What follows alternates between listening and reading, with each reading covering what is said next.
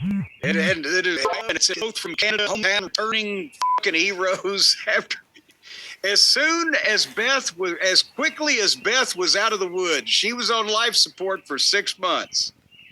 But as soon as she was out of the woods, he's come back to get even. I guess the guys have beat her up. And FTR, again, they can work. It's just at this point,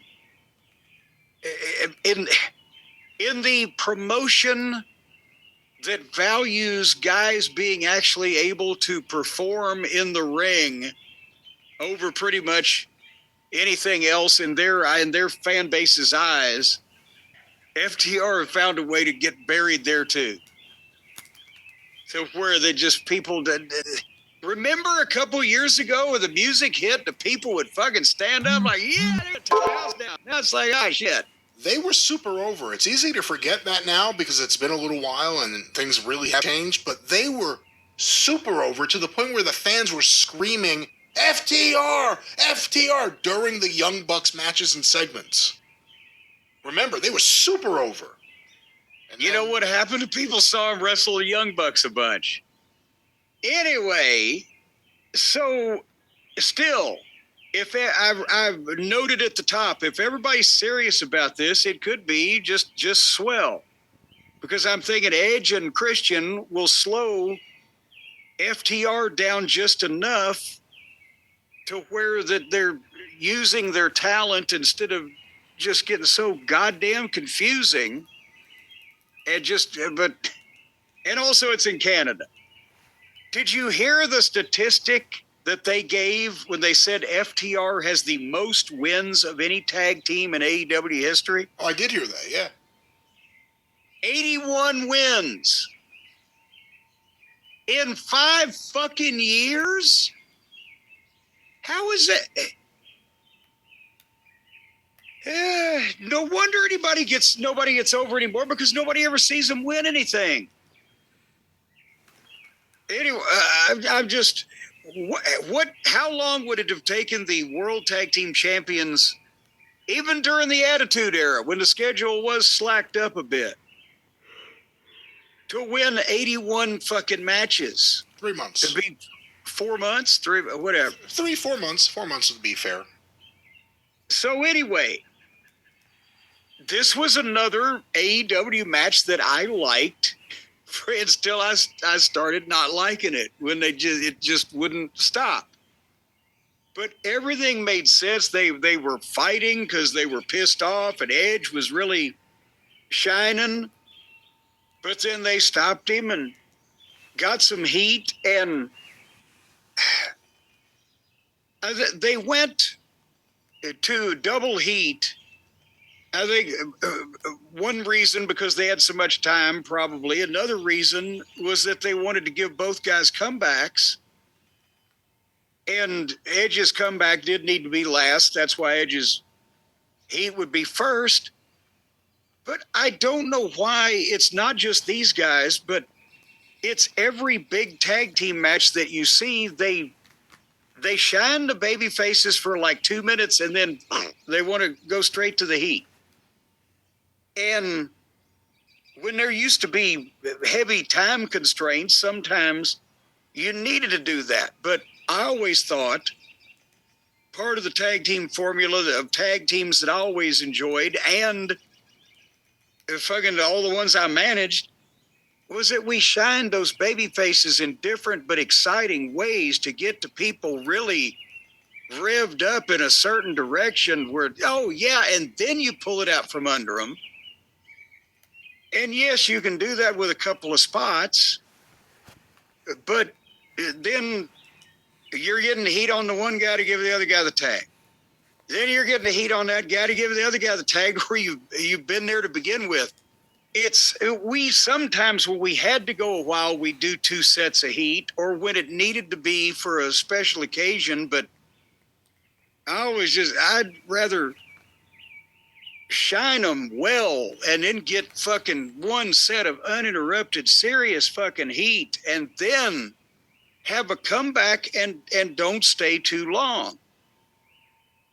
And I mean, again, when pay-per-view became a thing for the midnight matches, I was asking for, well, give us a 5-minute cue to go home. And then I just started wearing the fucking watch so I could keep track myself, because sometimes at 5 minutes, what are you going to do?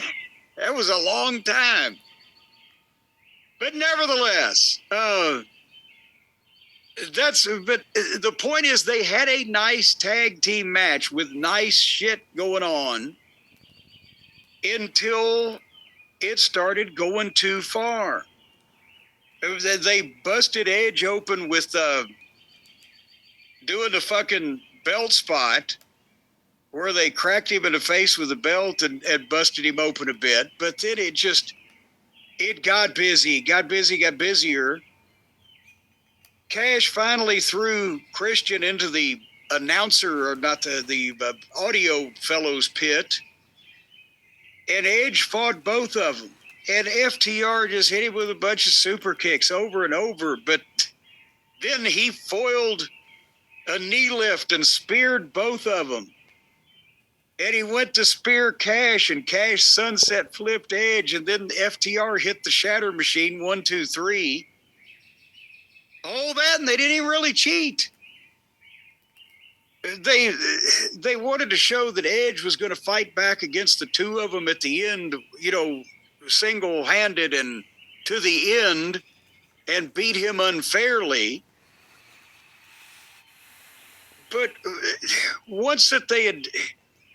I mean, is that an official thing, Brian, now? Once you've thrown the guy into the timekeeper's pit, he's not going to be able to make it back, and now you can do stuff for however long you want to, and it's impossible for him to get back and help. Must be a new rule. In the classic tag team matches of old, there was more of a sense of urgency to people trying to get away with shit, I guess, is what I'm saying. But nevertheless, this was probably the closest thing to a fucking tag team or wrestling match of the night, with the logic of what happened and or the execution of the work of the same thing. But at the same point, it would have been probably a lot hotter and more interesting 6 months ago after they shot the angle. Your thoughts?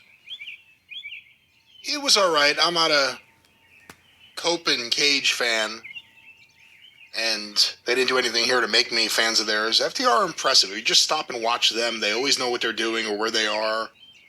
They obviously can work anyone's match. They're booked like shit. This feud has been booked like shit. Edge and Christian lost the match. So the wife got attacked. Everyone disappeared off TV forever. Then they came back, immediately beat up the manager, and then they lost the match? This feud is terrible. But, yeah, I have nothing else to add. I wish FTR were doing other things. Well, see, here's with the finish. If they're going to have a rematch, then this was fine, because the babyface has to come back and get revenge for his wife and get even. It doesn't have to be in the first match. But by the same token, do you want to see it again? Do you ever want to see it again? But two things.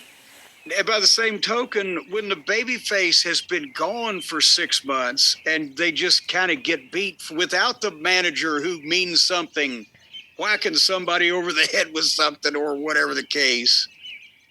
And secondly, did they leave anything for anybody to be able to want to see any more of after this? But there's a more egregious example later on in the program of what the fuck. So still, this wasn't bad on the scale of what really fucking sucks. Yeah, boy.